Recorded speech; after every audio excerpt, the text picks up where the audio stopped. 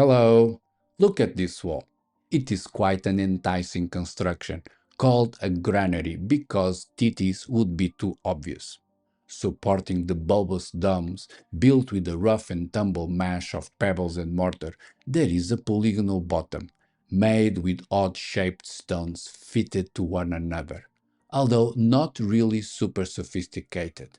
This decadent combination, pairing old and better at the bottom and cheaper and younger on the top, is not uncommon in other polygonal works. What makes this case enticing is that both layers were admittedly built at once and nearly 1,000 years before any other equivalent constructions. Let's wobble this case.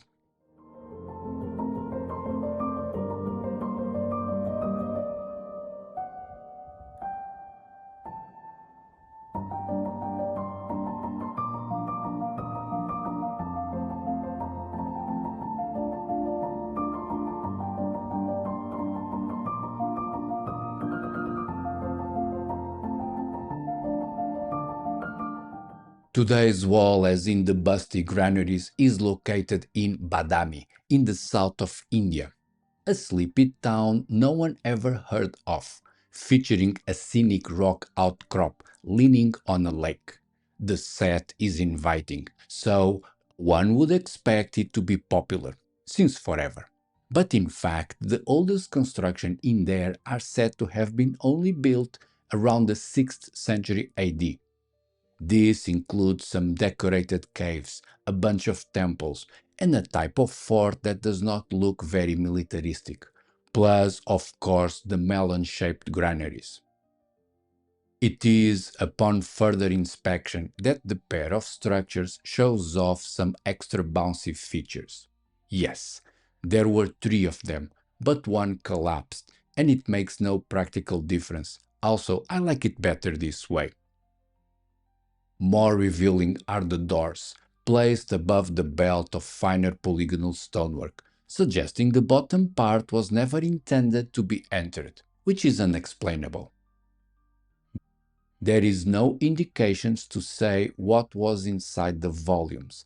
Thus, for lack of better ideas, the local description refers it to being used for either guns or foodstuff, maybe dairy. The age is quite impressive, considering the firmness the granaries maintained, being dated to the 1500s AD, both for the polygonal support base and the rough and mortared volumes on top, although the difference in styling allows the base to be older, thus pushing it to a time no one was building anything as exciting in the south of India. Before getting the granaries, the south of India passed over a dull period named Sangam Age, from 300 BC to 300 also but AD, with nothing really interesting to say about them, except the Sangam were not into stoneworking, preferring to build their shacks out of cooked mud bricks. So, not that any excuses were needed, but further investigation is desirable.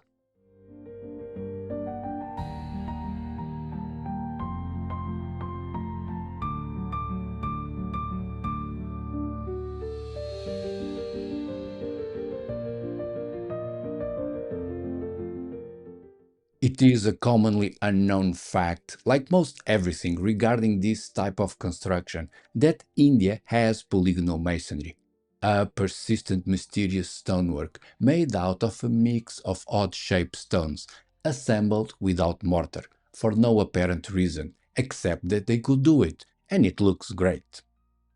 Apparently, there is no relation between the polygonal walls in India and elsewhere, be it Japan, South America, or Europe. And visually, the Indian type of work does seem different from other regions.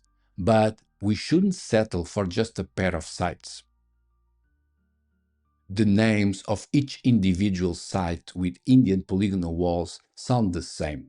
And, except for the Basti granaries, all of them have the same age, said to be from around 1400 AD, quite recently when compared with the European ones, which are at least 2000 years older, although not far from the conventional dates used in more distant Peru and Japan. The polygonal elements, i.e., the odd puzzle blocks, are built out of hard stone, but look carved and not polished, as the older structures in Europe or South America were, with the late Indian builders having proper iron tools. And cannons. The expensive construction style is justified for the most part with the need to resist gunpowder, again differently from Bronze Age Europe or America, which are pre-cannon, thus lacking the pragmatical reason to build in this way. Lastly, the walls in India comprise of exterior fortifications encircling temples, palaces, and other monumental buildings, whilst elsewhere Cyclopean walls are supporting all that stuff. As in, instead of setting up an acropolis as in the Mediterranean, in India the polygonal walls create a proper fort, a defensive structure prepared to face real trouble.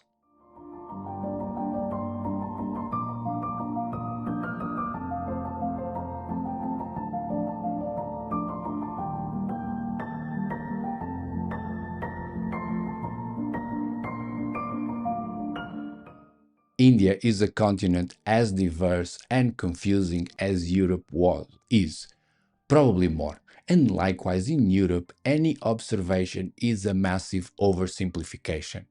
Having this in mind, we can notice this cut to be called the Krishna line, in reference both to the river Krishna that follows most of it and the god Krishna that plays a role in the separation, dividing more or less the north from the south of India and highlighting some interesting contradictions. Starting with the dolmens. India has dolmens just like Europe, complete with cat flap holes, although said to be significantly younger, made 3000 years after their European counterparts. But more to the point, dolmens are not found in all of India, just to the south, under that Krishna belt.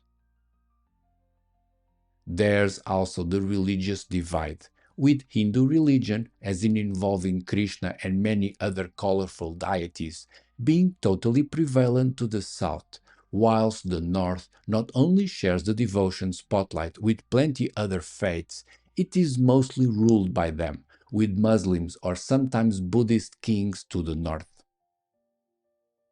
The languages are another interesting case. The North people speak languages derived from the Indo-European language tree, one viral family that includes most of the languages we speak today, whilst to the south the languages belong to the Dravidian isolate, a unique set of tongues that has lost any relatives. And of course, the Cyclopean walls, as mentioned, with the north featuring only the unexplainable and totally unrelated Hagjan wall, and nothing else, whilst the south has none also. For the polygonal forts were all placed right along that border, even if marginally on the south side. For comparison, this Krishna line in India is quite like the parallel 44 in Europe, separating the lost Cyclopean cultures to the south, as in the ancient people building Cyclopean walls near the Mediterranean Sea, from the old dragons to the north, a population that during the Bronze Age preferred cremation as their death ritual. More recently, we recognize the parallel 44 for dividing beer from wine or olive oil from butter, whilst the Krishna line has ghee versus coconut oil.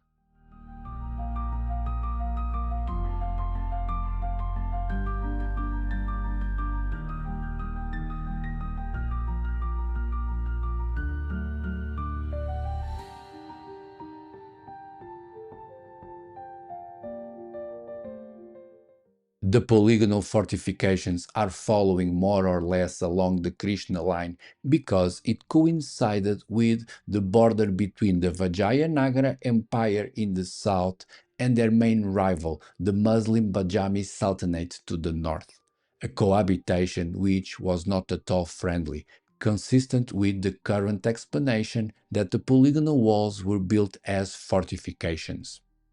This Vijayanagara Empire was a spectacular, although short-lived affair, lasting barely 200 years, of a revival of power by the Hindu rulers of the south, emerging in a time around 1200 AD when the north of India had been dominated by the Delhi Sultanate, and the situation to the south was more volatile than ever. An explosive mass of independent polities, undecided if they should continue to fight one another as they had always fancied, or focus on stopping the Muslim expansion. This strategic impasse lasted until the 1300s, when Saka and Buka, a pair of brothers, rose to power and generated sort of a unified front from the ashes of their rivals. To celebrate their success, the duo built the most incredible capital of Hampi and had their descendants spend the next centuries battling over vast territory and arguably building many fortified towns, complete with polygonal walls, prepared to resist the recently introduced cannon fire. None of their constructions would become more spectacular than the capital Hampi itself, for it was adorned with some magnificent temples and other bizarre stone structures, all making a normal person's head twist, showcasing the rock and roll attitude of the empire. When they were not rolling into battle, they were building excessive rock monuments in a style so outlandish that it seems unreal or artificial, a built Disneyland or Bollywood like. It is as if the whole style of architecture had been exaggerated on purpose to make a point, which might very well be the case, as the brothers were hoping to revive the land, likely with a retro fashion, expressing how the empire was proudly Hindu and not Muslim, like those invaders to the north. Although the grandiose intentions remained at that, since by the 1500s the empire was crumbling and the city of Hampi abandoned.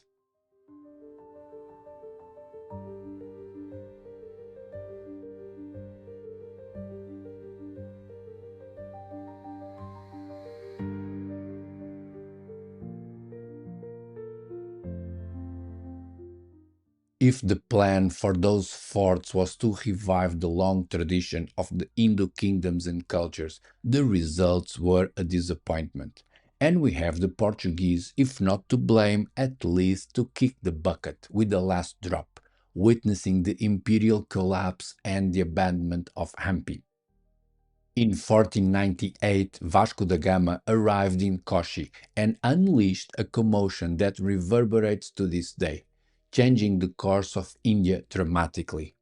In retrospect, it is impressive how three small boats coming from a tiny speck of land on the other side of the planet could have such a big impact. But now we are getting accustomed to the idea. Since in India, likewise in Japan and Peru, the arrival of a handful of Europeans spelled the end of the Cyclopean constructions. In all fairness, the Spanish conquistadors in America and the Portuguese descobridores everywhere else are not to blame for those events. The local rulers had plastered their demise on the walls well before the arrival of the first missionary, and most of what the Jesuits did was to write home about the events. In Peru, the skill to build spectacular stone puzzles of bent stone in a way we cannot even begin to understand vanished right at the time the Inca Empire was collapsing under its own weight, bad enough to have all the pieces picked by only 100 Spanish soldiers.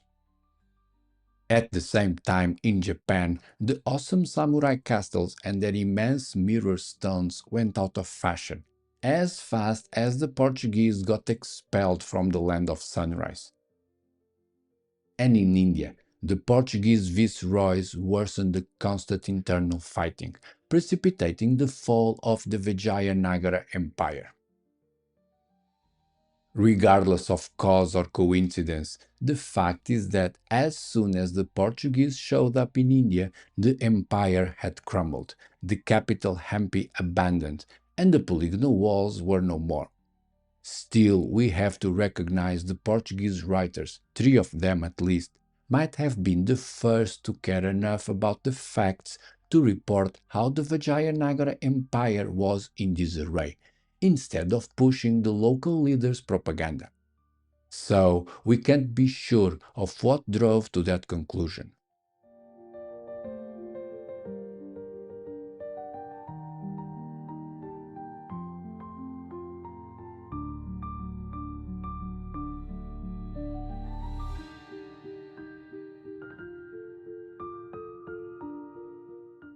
Confused yet? Prepare to be. Let's dive back into the pair of granaries, which, despite maintaining a firm appearance, are significantly older than the Vijayanagara Empire, and thus all the other forts along the Krishna line. We are told South Indian stonework, polygonal or not, followed a long development to reach its peak in Hampi, carving everything out of rock, including doors, plus the need to build gunpowder resistant forts in the polygonal style. However, we also have a pair of granaries with bottom polygonal work exposed, which are basically the oldest stonework of the land, from a time without cannons, suggesting it all might be misdated. The wildest hypothesis is that the polygonal walls, all of them, are significantly older than said, as suggested by the pair of granaries having this type of masonry at the bottom. If we keep the age of the top part around 500 AD, as is agreed by the sources, and consider the bottom significantly older for being so different, then we'd be pushing the polygonal construction even earlier, closer to the dates of the European Cyclopean works, and also rewriting all the history of India.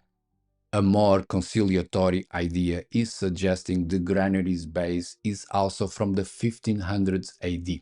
Likewise is the top, which would explain the motivation for the Vijayanagara Empire to use this type of work, since the pair of brothers Saka and Buka were aiming at a restoration to re-establish the grandeur of a nearly mythical ancient Hindu world. Thus, drinking inspiration from an old polygonal stonework used almost 1,000 years before in the granaries might be both symbolic and also explain the overall Bollywood feel in Hampi. However, this does nothing to explain what inspired the polygonal walls to appear at the bottom of the granaries in the first place. Regardless of what we prefer to believe in, there is no good explanation for the worldwide Cyclopean conundrum of not finding the original wall, the early work of which others fed on.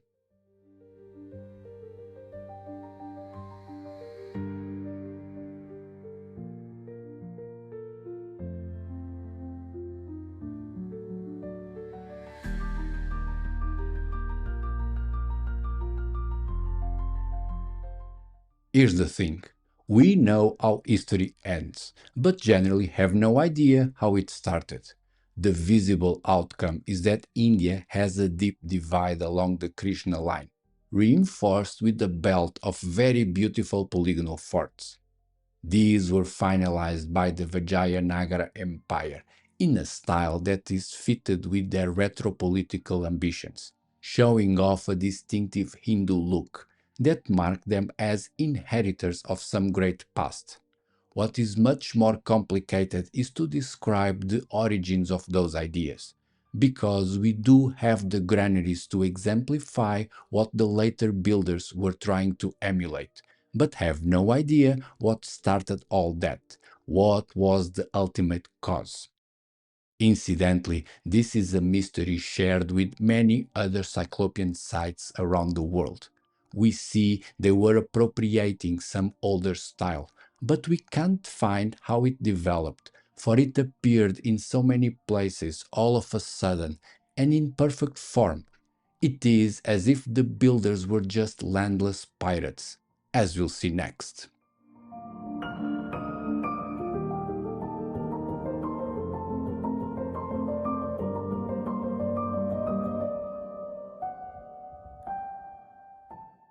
That's it for today. Hope you liked it. Drop an eye in the comments.